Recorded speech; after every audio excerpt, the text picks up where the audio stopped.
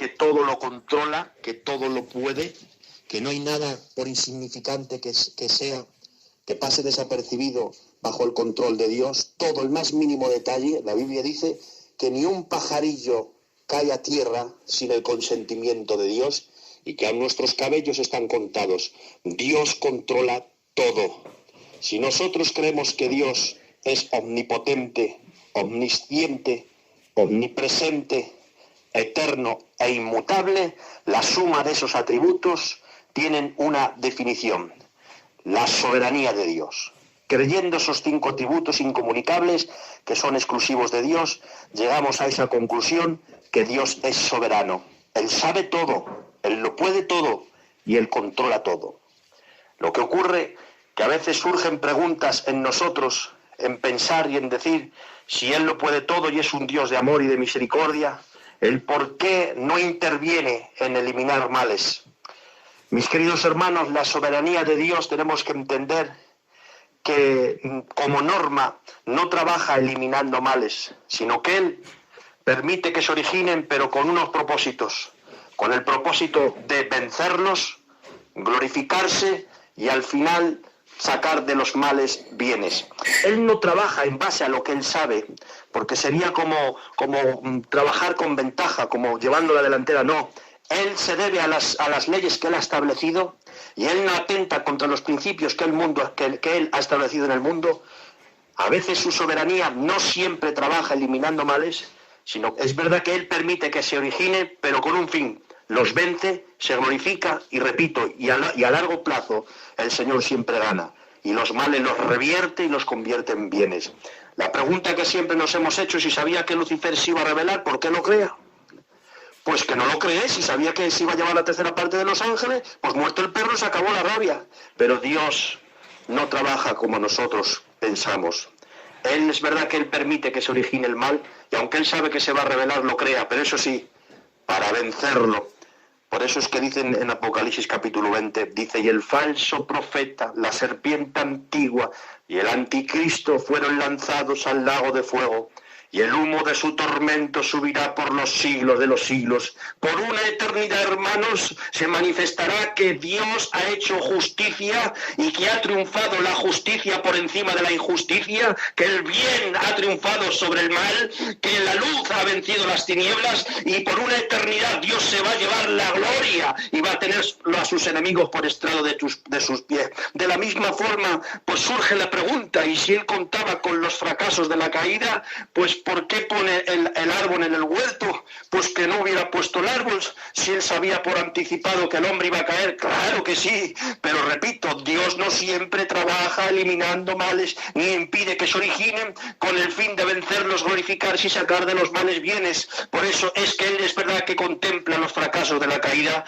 pero también contemplaba las glorias de la redención, y Dios en su corazón diría, son más grandes las glorias de la redención que los fracasos de la caída. Es verdad que contemplo los que se van a perder, es verdad que contemplo que por el pecado va a entrar la muerte, lo contemplo, pero también contemplo las glorias de la redención, y van a ser más las ganancias que las pérdidas. Por eso es que Él contemplaba también la nueva Jerusalén descendiendo del cielo, también contemplaba las calles, contemplaba la vida eterna, que íbamos a ser todos condenados, íbamos todos a ser coronados. Él contemplaba las glorias del cuerpo glorificado, Él contemplaba que sus siervos le iban a adorar por toda una eternidad, y que Él se iba a glorificar, y que iba a traer vida y resurrección, y que Él contemplaba también las calles de oro, en las puertas de perla y el mar de cristal, y como dice la Escritura, y así el Señor consolará y enjugará toda lágrima. El que Él enjugue toda lágrima no significa que venga con un pañuelo a secarnos las lágrimas, significa que borrará todo recuerdo de amargura,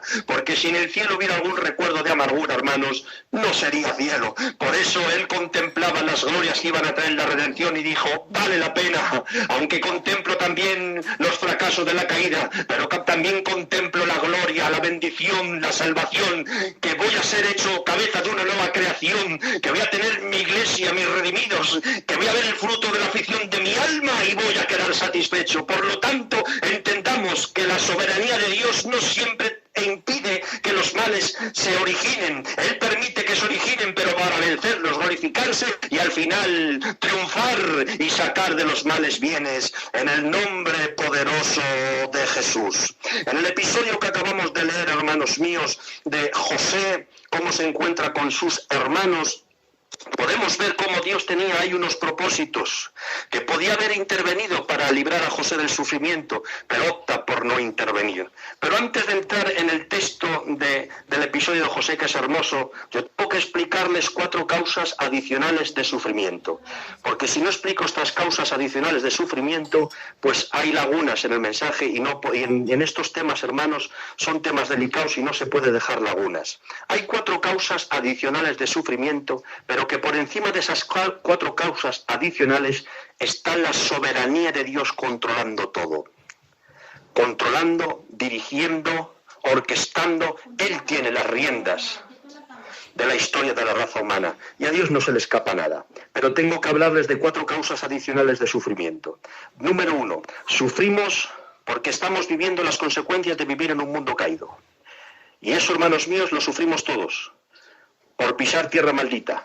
Maldita será la tierra por tu causa, Adán. Espinos y cardos te producirán. Una tierra maldita, hermanos míos, no podemos esperar nada bueno de ella. Para tener un día bueno tenemos 4 malos. Para tener un año bueno tenemos 4 años malos. Porque es una tierra maldita. El causante no es Dios, el causante fue el hombre. Por tu causa, Adán, maldita será la tierra por tu causa. Y en estas consecuencias de vivir en un mundo caído, sufre el impío y sufre el justo. Muere el impío y muere el justo. Tiene dificultades y aflicciones el impío y tiene aflicciones el justo, pero con una diferencia abismal, y es que el justo cuenta con el abrigo de Dios. Es verdad que Dios no puede atentar contra con las leyes, con la sentencia judicial que Él ha decretado para el mundo entero. ¿Verdad, hermanos míos? Porque si la soberanía de Dios consistiese en tener que estar eliminando los males de todos los hijos de Dios, si Dios estuviese obligado a tenernos en una burbuja y que no nos dara el aire y que no enfermásemos y que no tuviésemos aflicciones, pues hermanos míos, esto no sería evangelio, sería, pues no sé lo que sería, sería una tómbola, seguro es caso, pero no es así, hermanos míos, porque Él se debe a la sentencia judicial que Él ha establecido para todo el mundo. Por eso Él no está obligado a meternos en una burbuja, porque se levantaría el dedo acusador de Satanás y le diría a Dios, no te temen de balde. No, su adoración no es sincera, su adoración es interesada. No te adoran, no te son fieles por lo que tú eres, te son fieles por lo que les das, porque les proteges. Estás haciendo, no estás actuando en justicia, porque el mundo está maldito y a estos les preservas, no, y se levantaría el dedo acusador de Dios, de Satanás, pero que rabie Satanás, que nosotros no le adoramos por lo que Dios nos dé, sino por lo que Él es, y nuestra fidelidad no es interesada, es porque le amamos, y aunque no hubiera cielo, le amaríamos, y aunque no hubiera infierno, le temeríamos, porque nosotros le amamos por lo que Él es. Por eso, mis queridos hermanos, es verdad que sufrimos las consecuencias de vivir en un mundo caído, pero a diferencia de los incrédulos, nosotros contamos con el abrigo de Dios. Nosotros contamos con la fortaleza de Dios. Nosotros contamos con esa esperanza viva, una esperanza que no avergüenza, sino que produce gozo. Nosotros contamos con un gozo indestructible e inalterable, que las circunstancias efímeras y cambiantes de la vida no pueden alterar en nosotros. Hay una paz que sobrepasa todo entendimiento. Nosotros contamos con el abrigo de Dios. Dice la Escritura, porque el que habita bajo el abrigo del Altísimo morará bajo la sombra del Omnipotente. Saben, hermanos, que no es lo mismo estar bajo una helada a 5 grados bajo cero, estar por la noche a 5 grados bajo cero a cuerpo, a bajarte y sufrir una helada con un jersey de lana y con un maclao de esos de borreguillo de ante. No es lo mismo. Es verdad que tanto uno como otro no están exentos de la helada, pero es verdad que uno está abrigado y no se sufre igual. Es que, mis queridos hermanos, no es lo mismo sufrir con Cristo a sufrir sin Él. No es lo mismo, hermanos. No es lo mismo pasar el valle de la sombra y de la muerte abandonado de la mano de Dios, a pasar el valle de la sombra de muerte agarrado de la mano de Dios. No es lo mismo, hermano, porque es verdad que en el Salmo 23 hay muchas bendiciones. Hay aguas de reposo, hay lugares de pasto, el Señor que levanta mi cabeza, el Señor que unge mi cabeza, que mi copa rebosa, pero al final aparece el valle, hermanos. Es que del valle no hay quien se libre. Pero mira, lo malo no es que tú pases el valle, lo malo es que pases el valle abandonado de la mano de Dios. Pero si tú pasas el valle, agarra de la mano de Dios, hermano mío, agarra de la mano de Dios, el cielo se convierte en el infierno se convierte en el cielo. Por eso en esta tarde quiero deciros, hermanos míos, que aunque el Señor no pueda atentar contra las cosas que Él ha establecido, pero eso sí, sufrimos las consecuencias de vivir en un mundo caído, verdad. Enfermamos igual que el incrédulo, verdad. Sufrimos igual que el incrédulo, verdad. Pero está escrito en su palabra, porque las aflicciones del tiempo presente no son comparables con la gloria venidera. Está escrito, si sufrimos con Él, reinaremos con Él. Está escrito que contamos con la gracia de Dios que nos fortalece y nos guarda sin caída. Por eso es que dice, no temas porque yo soy tu Dios que te esfuerzo. No desmayes porque siempre te sustentaré con la diestra de mi justicia. Cuando pases por el fuego no te quemará. Y cuando pases por el agua no te anegará. Porque yo soy tu Dios que te esfuerzo. Bendito sea el nombre santo del Señor. Por lo tanto, sufrimos las consecuencias de vivir en un mundo caído. ¿Saben, mis queridos hermanos, que citamos mucho un texto que dice la Biblia, antes bien somos más que vencedores por medio de aquel que nos amó? Pero el ser más que vencedor no es sinónimo de que Él te tenga que librar de todo. Repito, ser más que vencedor no es sinónimo de que Dios nos tenga que librar de todo. Ser más que vencedor es sinónimo de que pasamos a través de las aflicciones, pero nuestra fe se mantiene inquebrantable. Que pasamos a través de nuestras aficiones, de nuestras adversidad, pero nuestra integridad se mantiene impoluta. Porque las aflicciones al pueblo de Dios no le debilitan, le fortalece. Porque las aflicciones al pueblo del Señor no le destruyen, le edifica. Porque las aflicciones al pueblo del Señor no le deforman, le dan forma y le perfecciona. Porque no sé qué es lo que hace Dios con nosotros. No sé cómo actúa la soberanía de Dios, que las aflicciones no nos echan a perder, sino al contrario, nos dan forma. Y nos hacen que glorifiquemos a Dios en medio de nuestro dolor. Por lo tanto, mis queridos hermanos, que nadie entienda que el ser vencedor es sinónimo de que Dios tenga que estar interviniendo, eliminando de todos, y que tenga que estar alterando el curso de la vida. No, hermanos, Dios no puede hacer eso. Que en ocasiones lo hace, sí. Que Dios puede levantar muertos, sí, puede resucitar muertos, pero no es la norma. Que Dios puede sanarme de la enfermedad, sí, hermanos, pero no siempre sana. Que Dios puede quitarme de mis problemas, sí, pero no es la norma, hermanos, porque si no, entonces ningún cristiano enfermaría, ni ningún cristiano tenía dolores. Pero eso sí nos da su gracia para que seamos más que vencedores. Porque si Dios tuviera que estar eliminando todos los males, entonces el capítulo 11 de Hebreos se tenía que borrar, hermanos. Si el ser más que vencedor es sinónimo de que Dios nos tenga que quedar exentos de todos los males, el capítulo 11 de Hebreos de los héroes de la fe se tenía que borrar.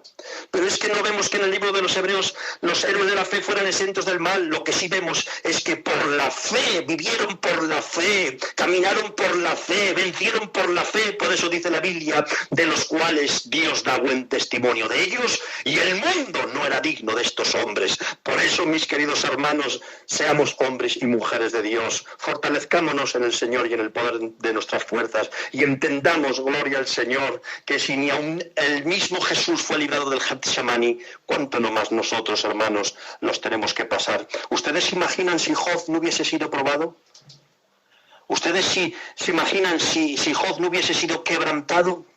Cuánta integridad a la sombra, cuánta honradez, cuánta fidelidad, cuánto amor en el anonimato. Qué tesoro tenía Job, pero como no ha sido quebrantado, nadie lo ha visto. Dios no ha sido glorificado, los demonios no han sido avergonzados y no ha podido ser un ejemplo para la posteridad. Pero hoy podemos estar hablando de Job. Como dice el apóstol Santiago, habéis visto la paciencia del santo Job y el fin de Dios en él, porque en todo sufrimiento Dios tiene un fin. Pero eso sí, cuando somos quebrantados es cuando se evidencia la calidad que tenemos y es cuando el nombre de Dios puede ser glorificado. Por eso, hasta que no rompes una hucha no se ve el dinero que hay dentro. Hasta que no rompes el cofre no se ve el tesoro que hay dentro. Es cuando Job fue quebrantado que pudimos ver la gracia de Dios en Job. Repito, la gracia de Dios en Job. Porque a veces cometemos el error de ensalzar tanto el personaje y no nos damos cuenta que no es el personaje, que es la gracia de Dios en Job. Por lo tanto, hermanos míos, que cuando seamos quebrantados se puedan ver las perlas que han producido las heridas de la vida. Que tus heridas generen perlas y el nombre de Dios pueda ser glorificado. Por lo tanto, mis queridos hermanos, sufrimos por las consecuencias de vivir en un mundo caído. Número 2, sufrimos por causa a veces de nuestras imprudencias. ¿Saben que hay tormentas que son naturales, pero que hay otras tormentas que son provocadas por nosotros? Dios nos ha dado la capacidad administrativa.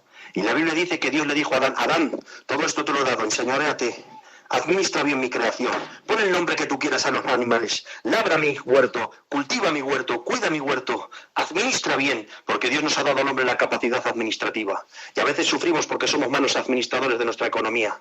A veces sufrimos porque somos malos administradores de nuestra salud.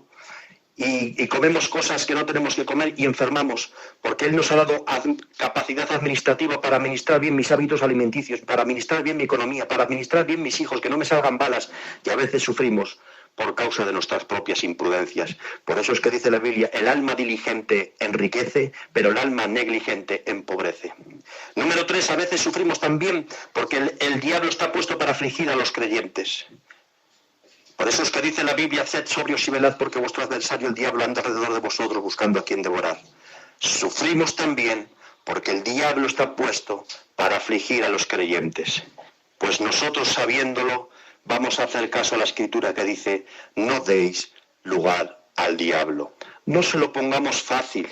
No se lo pongamos en bandeja, porque sabemos que tenemos un enemigo en común y que a veces nos causa sufrimiento. Y número 4, la última causa adicional por las que sufrimos, hermanos, es por causa de las injusticias ajenas. Por causa del pecado ajeno, a veces sufrimos. ¿Por quién sufrió José? Ahora sí entramos. ¿Por quién sufrió José? Por causa de la maldad de sus hermanos. Por la envidia de sus hermanos. Pero atención, hermanos, como antes he dicho, sea que tú sufras por las consecuencias de la vida, por tus imprudencias, por el diablo o por el pecado ajeno, la soberanía de Dios está por encima de todo, contemplando todo, controlando todo, encaminando todo. Por eso la sabia respuesta de José, que aunque José no fue a un seminario teológico, ni se conocía las 51 doctrinas de Schaffer, ni tampoco se conocía ni a Perlman, ni a William MacDonald, ni no conocía nada de eso, pero conocía el carácter de Dios. Y fue capaz de discernir que el mal no venía de Dios, que el mal, la causa del mal y de sus sufrimientos venía de sus hermanos de José. Vosotros pensasteis mal contra mí, pero atención, yo conozco el carácter de Dios y sé que Dios es soberano. Dice, pero Dios lo encaminó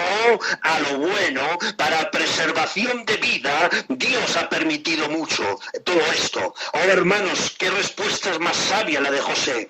Yo es que me maravillo, hermanos, es la gracia de Dios en José, porque José no tenía ni comentarios bíblicos, ni estudió la teología propia, ni la doctrina de la soteriología, ni la escatología, ni la neumatología. Él no estudió nada de esas verborreas, pero tuvo la suficiente lucidez y el discernimiento para conocer el carácter de Dios, que de Dios no emanan males, que los males emanan del hombre. Vosotros pensasteis mal contra mí, pero yo sé que Dios es soberano y sé que las circunstancias no alteran su carácter y sé que Dios es bueno y misericordioso. Él lo ha encaminado todo, Él ha permitido todo, pero con dos propósitos maravillosos. El primer propósito, hermanos míos, es que Israel no perdiese su identidad como pueblo, porque sabía Dios que si los deja en Canaán pierden su pureza racial. Sabe Dios que si los deja en Canaán se empiezan a contaminar y a mezclar con las mujeres de los cananitas y pierden su identidad como pueblo, y no podía ser, porque entonces el Mesías, como viene, si tenía que venir de la tribu de Judá, pero Dios sabía en su conocimiento anticipado que todas esas circunstancias al final iban a desembocar donde Dios quería, porque Dios tiene ya todo trazado y lo tiene todo controlado y conoce el final de la película antes de que acabe, y Él lo tiene todo controlado, y Él sabía que si los llevaba a Egipto, los egipcios no se juntaban con los israelitas, pastores de oveja, porque los tienen por abominación. Él sabía que los israelitas y los egipcios no son incompatibles, por eso se establecieron en tierra de Josén, en cerca de Egipto, pero no en Egipto, porque les eran abominación a los egipcios, y Dios sabía que en Egipto se iban a preservar como hebreos, como nación, y su pureza racial no iba a ser afectada. Pero el segundo propósito que Dios tenía es que contemplando las 7 años de hambre, contemplando esos 7 años en el sueño que vio José de vacas flacas, de hambruna, él también sabía que iban a ir allí, iban a ser librados de morir de hambre. Por eso, Señor mío, él no opta por intervenir, no intervienes cuando le echan en la cisterna. Cuánto sufrimiento para tu siervo, cuánto sufrimiento para el padre de José, que tiene que decir: descenderé enlutado al Seol. Señor, pero si tú sabes todo, si tú puedes todo, no intervienes para librarle de la cisterna. No intervengo, pero le doy mi gracia, le doy mi presencia. Y dice la Biblia: y Jehová estaba con José en la cisterna. Y no interviene, hermanos, cuando le venden a los ismaelitas, pero Jehová estaba con José. Y tampoco interviene cuando le levanta a esa mujer ese falso testimonio. Señor, pero ¿por qué no interviene si está en tu voluntad? Si le meten en la cárcel por ser justo, porque miren, hermanos, que a uno le meten en la cárcel por pecar, que a uno le meten en la cárcel por delinquir, pues te queda eso en la conciencia: estoy pagando lo que he hecho. Es como cuando te echan una multa, cuando te coge un radar. ¿Qué decimos? No me está mal por ir a 150, no me está mal, porque cuando uno está sufriendo las consecuencias de su pecado o de su delinquir, pues te queda esa la conciencia que estás pagando lo que has hecho. Pero que te metan a la cárcel por no pecar, que te metan a la cárcel por agradar a Dios, que te metan a la cárcel por mirar la opinión de Dios sobre ti, porque Él lo tenía fácil, porque si Él peca no se traga 2 años privado de libertad, hermanos. 2 años privado de libertad por no pecar, eso es muy gordo, hermanos. 2 años sin realizarse, 2 años en el que 2 años que privados de su vida. Era un joven y lo tenía fácil porque pecando no entraba, y encima no queda como un malo porque había quedado como un infiel, como un sinvergüenza. Señor, no intervienes para librarlo de la cárcel. No, pero le doy mi gracia. Y dice la Escritura que halló gracia delante del carcelero. Oh, gloria al Señor. Y halló gracia delante de Potifar. Donde iba el Señor le abría puertas, donde iba el Señor se lo ponía más fácil, donde iba el Señor le allanaba el camino. Pero ¿por qué no intervienes si está haciendo las cosas bien? Si no está pecando, si te está agradando. No intervengo, porque mi soberanía no consiste en eliminar el mal, sino que yo me glorifico más en vencerlos, encaminarlos y al final sacar de los males bienes. No sé cómo lo hace el Señor, hermanos míos, pero lo encamina de una forma, lo controla todo de una forma que Él no impide que el mal se origine, pero sí lo encamina, sí lo vence y se glorifica más, no impidiendo que el mal se origine, sino venciéndolo para que la gloria de Dios sea manifestada, y al final de los males saca bienes. Dios siempre mete gol, Dios a largo plazo siempre gana. No sé cómo lo hace, hermanos, porque sacar bienes de los bienes eso lo hace cualquiera, pero sacar de los males bienes eso solamente lo hace Dios. Por eso no le libra de los males a José, pero impide que su pueblo pierda su identidad, y además impide que también se mueran de hambre los 7 años de escasez. Bendita sea la gracia de Dios, y benditos sean los males que el Señor opta por no eliminarlos, pero bendita sea su soberanía, que al final Él los vence. No hay potencia satánica, no hay adversidad, no hay problema, no hay demonio que impida que Dios venza, porque al final Dios siempre gana. ¿Y saben por qué? Porque Dios es soberano. Bendecido sea el nombre santo del Señor. Por favor, ¿hay algún alma que pueda entrar y confirmarme con un amén para sentirme un poquito arropado y sentir que me estáis escuchando? ¿Alguien puede decir amén?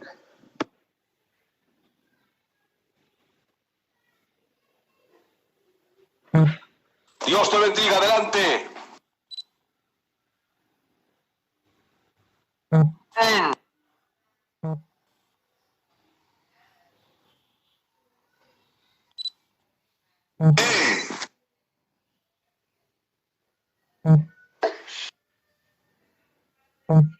Amén. Dios te bendiga, Josué, sigue.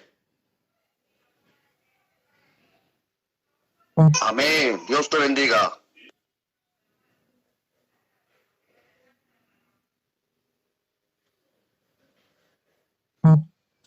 Dios nos está bendiciendo. Amén. Gracias, hermanos. Necesitaba esta pausa para beber un poquito de agua. En los púlpitos pues decimos den un aplauso y bebemos agua, pero aquí no hay aplausos que valga, hermanos míos. Gloria al Señor. Bueno, estoy disfrutando, hermanos. Espero que vosotros también. Continuamos unos minutos más y vamos culminando el mensaje. Ya os he trazado, como he podido, hermanos míos, un esquema como normalmente Dios suele actuar. Hay muchos ejemplos que no voy a citar todos, pero sí voy a citar un par de ellos o tres, en el que Dios opta por dirigir las cosas y no eliminarlas. Repito, se glorifica más en vencer los males que en impedirlos. Porque Dios trabaja así, a Él no le gusta utilizar su conocimiento anticipado para alterar el curso de la vida. Él no altera el orden de la sucesión de las cosas como norma. Dios puede intervenir en la naturaleza y cambiar el curso, y Él puede hacer lo que le dé la gana, pero no es la norma de Dios, hermanos. Y esto es muy importante. No se puede predicar de las excepciones de Dios como que fuesen norma, y no se pueden predicar de las normas como si fuesen excepción. Hay que estar afianzado en la norma de Dios, dejando siempre que Dios sea soberano y que Dios puede actuar excepcionalmente cuando Él quiera, le da la gana. Amén, porque es Dios y nos puede hacer volar a todos. Pero siempre entendamos, hermanos, que nuestras oraciones tienen que estar sometidas a la voluntad de Dios. Que nuestras oraciones no están para cambiar la voluntad de Dios, sino para aliarse con ellas, para ponerse del lado de Dios. Nuestras oraciones no están para cumplir nuestros caprichos. Nuestras oraciones la oración no es la lámpara de Aladino, que la froto y sale Dios siempre. No, hermanos, nuestras oraciones siempre tienen que estar sometidas y sujetas a la voluntad de Dios, porque no podemos hacer del soberano un siervo y no podemos hacer del siervo un soberano.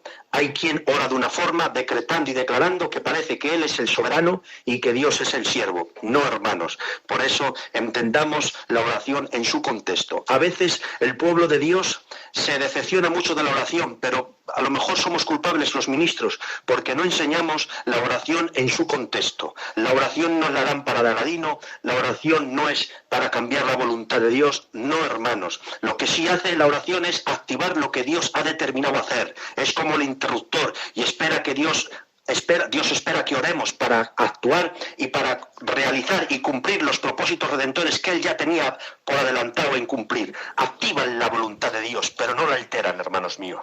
Bien, hay varios ejemplos en el que vemos la soberanía de Dios venciendo a los males. A veces Satanás se frota las manos porque piensa que está ganando, pero que va. Con las mismas armas que Satanás nos aflige, con esas mismas armas son avergonzados. Porque a Dios no sé por qué, pero Dios le agrada vencer al diablo con las mismas armas que Él nos aflige. ¿Se acuerdan ustedes de David y Goliat? Dice la Escritura que David cortó la cabeza a Goliat con su misma espada. Hermanos, es normal que a mí me corten la cabeza con la espada del contrario, porque el que se pone a dar, se pone a recibir. Pero que me corten la cabeza con mi misma espada es una vergüenza, hermanos. Es como meterse un gol en su misma portería. Pues así lo hace Dios. Con los mismos males que el diablo trata de afligirnos, los revierte y avergüenza al diablo y los vence y su nombre es glorificado. ¿Se acuerdan ustedes de la muerte de Esteban? Parece ser que a corto plazo Satanás había ganado, porque él optó por no intervenir. Esteban era un santo varón de Dios. Y podía haber intervenido Dios para librarle de morir apedreado, pero opta por no intervenir. Pero ¿saben lo que ocurrió? Que dice la Escritura, y por causa de la muerte de Esteban, los cristianos fueron esparcidos por todos los sitios. Fueron a Antioquía, fueron a Iconio, fueron a Listra. Y dice, y por donde iban predicaban la palabra del Señor, y muchos se iban convirtiendo, y muchas iglesias se iban abriendo. Satanás creía que con la muerte de Esteban iba a frenar el pueblo de Dios, pero qué sorpresa se llevó, que no lo frenó, que lo aceleró. Porque como he dicho antes, las aflicciones no debilitan al pueblo, lo fortalecen, no lo deforman, le forman, no lo destruyen, les edifica. Las aflicciones al pueblo del Señor nos fortalecen, purifican nuestra fe y perfeccionan nuestro carácter cristiano, y el nombre de Dios es glorificado. Por eso Esteban se convierte en el semillero de muchas iglesias. ¿Tú crees, Satanás, que has ganado porque he permitido que mi siervo Esteban sea lapidado? Pues mira, con tus mismas armas te voy a ridiculizar.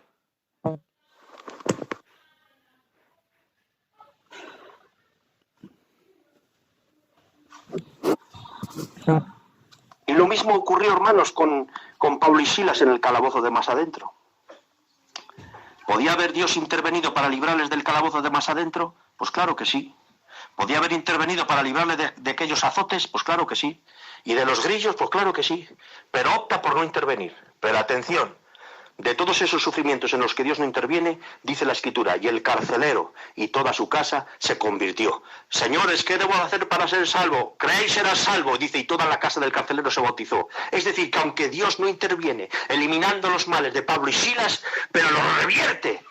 Y de eso saca toda la casa del carcelero convertida. Y muchísimos más ejemplos, como Israel fue oprimido por los egipcios, pero dice la Escritura, pero contra más los egipcios oprimían a Israel, mucho más se multiplicaban. Y muchísimos ejemplos como el apóstol San Pablo, no le has quitado el aguijón, y le dice Dios, no te quito el aguijón, pero te doy mi gracia, porque el aguijón es un freno para tu exaltación. Y a veces Dios permite muchos aguijones, porque los aguijones es un freno para la exaltación y nos hacen depender más de Dios. Y un montón de ejemplos bíblicos que todos guardan ese contexto y esa armonía, que la soberanía de Dios no siempre opta por impedir que el mal se origine, sino que Él nos hace vencedores y no sé cómo lo hace, nos fortalece, nos da su gracia. Gloria al Señor, de forma que nuestra fe es inquebrantable y podemos pasar a través de las aflicciones, dice, a través de pruebas y tribulaciones entraremos en el reino de los cielos, porque no hay gloria sin cruz, no hay trono sin padecimientos. Si sufrimos con Él, reinaremos con Él, hermanos, pero eso sí merece la pena, porque los dolores son temporales, pero la consolación es eterna, hermanos. El sufrimiento es temporal, pero la gloria es eterna. Dice, esta leve tribulación momentánea produce en vosotros un eterno y excelente peso de gloria, hermanos. El cuerpo glorificado es eterno, el sufrimiento es temporal, la nueva Jerusalén es eterna, el dolor es temporal. Por lo tanto, levantemos nuestra cabeza, hermanos míos. Dios es soberano, hermanos míos. ¿Saben, mis queridos hermanos? Si hay algo que produce descanso, es creer que Dios es soberano. Eso produce paz, eso produce descanso. Dios es soberano, hermanos. Dios es soberano y tiene control sobre tu enfermedad. Descansa. Él tiene el control sobre tu economía. Descansa. Él tiene el control sobre tus hijos. Descansa. Él tiene el control sobre el problema familiar. Descansa. Él tiene el control sobre tu salud. Descansa. Él tiene el control sobre tu matrimonio. Descansa. ¿Y sabes por qué puedes descansar? Porque Dios es soberano y estamos en las manos de Dios, hermanos míos. Por lo tanto, así actúa Dios, hermanos míos. Y no puedo acabar el mensaje, que ya llevo más de 30 minutos, pero eso sí, no puedo acabar el mensaje sin hablarte del ejemplo supremo, hermanos míos, del primogénito de los muertos, de aquel que tuvo que pasar por muchas penurias y el Padre no interviene. Él podía con un chasquido, como dijo Pedro, ¿tú crees que no puedo orar y que mi Padre mande 12 legiones de ángeles? Pero entonces, ¿cómo se cumpliría el propósito de Dios? Pregunto, Iglesia de Burgos, ¿podía haber Dios intervenido para librar a Jesús del Getsemaní? Pues claro que sí, hermanos. De un chasquido los hubiera fulminado, pero no le priva del Getsemaní. Simplemente le manda un ángel con un mensaje para fortalecerlo. No sé qué tendría ese mensaje, hermanos míos. No lo sé qué tendría ese mensaje, porque yo no creo que fuese aquel ángel y con un dedo empezaran a salir chispas y no, yo creo que era el mensaje que traía el ángel el que le fortaleció, que le estaba diciendo, mira, tienes tú que cumplir con la obra redentora, mira, es verdad que la copa es muy amarga, pero mira, me dice el Padre esto y esto y esto, que tú has vencido, que eres limpio, que eres santo, que tú puedes ser el perfecto Cordero de Dios que quita el pecado del mundo. Y el Señor no le priva del Getsemaní, y el Señor ora y dice, Padre, pasa de mí esta copa, mas no se haga mi voluntad sino la tuya. ¿Te das cuenta, hermanos? Jesús no ora para alterar la voluntad de Dios, Jesús ora para que la voluntad de Dios se cumpla. Aprendamos de Jesús y que nuestras oraciones empujen y promuevan la voluntad de Dios, que no tratemos de alterarla, hermanos, que descansemos en la voluntad de Dios. Jesús ora, hermanos míos, porque mira, te voy a decir una palabra de consuelo. No trates de pasar el Getsemaní por tu veteranía cristiana, ni por la teología que tú sepas, ni por los años de convertido, ni por tu fuerza de voluntad. Solamente el Getsemaní se pasa orando. En tu dolor, ora. En tu aflicción, Ora, porque el Getsemaní no se puede pasar sin orar, hermanos. Y ahí estuvo Jesús y le dice: Padre, pasa de mí esta copa. Y el Señor guarda silencio. El cielo se vuelve de bronce porque tiene que beberse la copa hasta el último sorbo. Porque en esa copa había 3 sorbos, hermanos, muy duros. Los sufrimientos físicos, los emocionales y los espirituales. Y los sufrimientos espirituales tienen que ver con el desamparo temporal de la cruz.